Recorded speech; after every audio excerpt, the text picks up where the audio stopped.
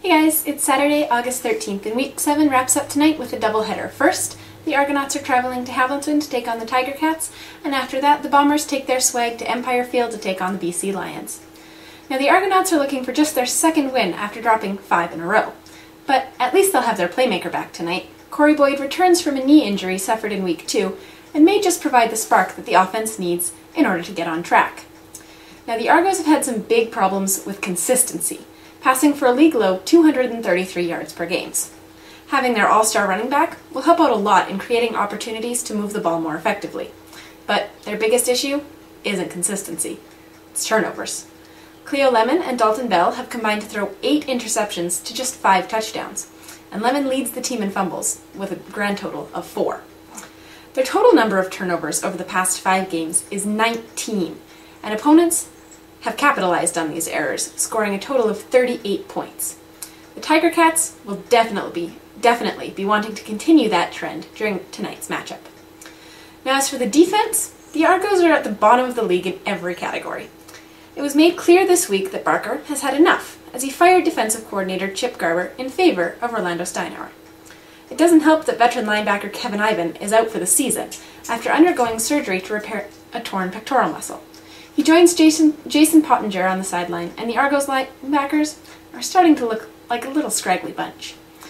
E.J. Kouali and Anthony Cannon are also injured, but luckily for Toronto, not to the point that they can't play. However, Kouali was wearing a cast on his wrist against the Als last week, so he's likely not playing at 100%. At least the front four are healthy, but they allowed 101 rush yards in the third quarter alone last week, which is just unacceptable. Now we're going to talk about the Tiger Cats, who had their 3-game winning streak broken by the Stampeders in Calgary last week, falling 32-20 to the Red and White.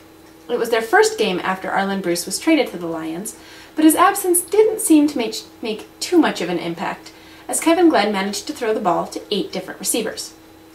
Aaron Kelly was at the top of that target list, hauling in 5 catches for 92 yards. But it was Hamilton native Dave Stala who pulled in both touchdown passes, which brings his season total up to 6. Glenn will have both these receivers, along with team leader Chris Williams, as his big-name targets this evening. And as for the run game, Avon Coburn was largely kept in check by the stingy run defense in Calgary, but has amassed almost 400 yards rushing over 6 games. And against the Argos, I expect him to exploit the holes and rack up the yards. On the defense, the Ticats have done a great job keeping their opponents to low scores, allowing just 21 points per game and totaling up 12 sacks over 6 weeks, which lands them at 3rd in the sack race. Justin Hickman and Javon Johnson are tied for most Ticat sacks with 3 each, and Stevie Baggs is not far behind, having taken a quarterback down twice this year.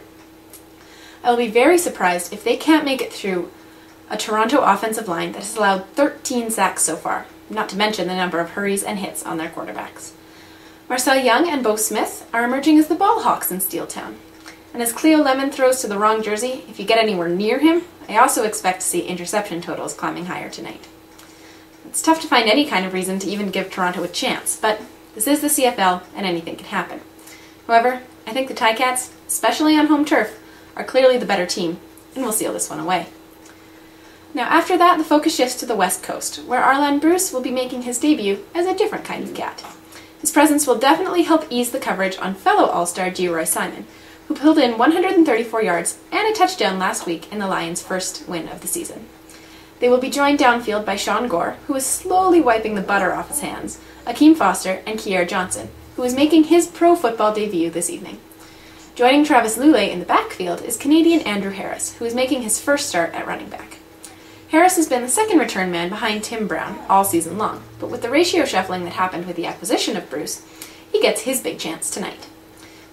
Travis Lulay has a big list of targets and combos to choose from, but it won't make any difference who's downfield if he's staring at the sky all night. And that brings us to the Winnipeg defense. Now, I used to have respect for the Bomber D. Totaling 25 sacks over 6 games is no easy feat, and holding opponents to an average of just under 19 points per game is positively praiseworthy.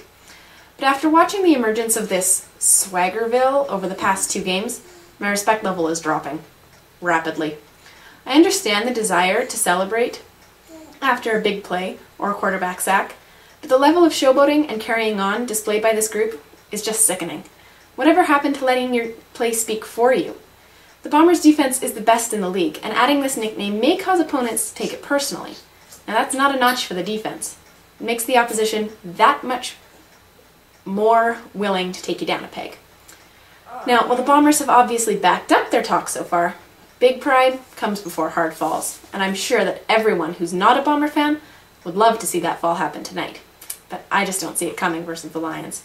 They're too good to lose to a 1-5 team, and so I say Swaggerville lives another week.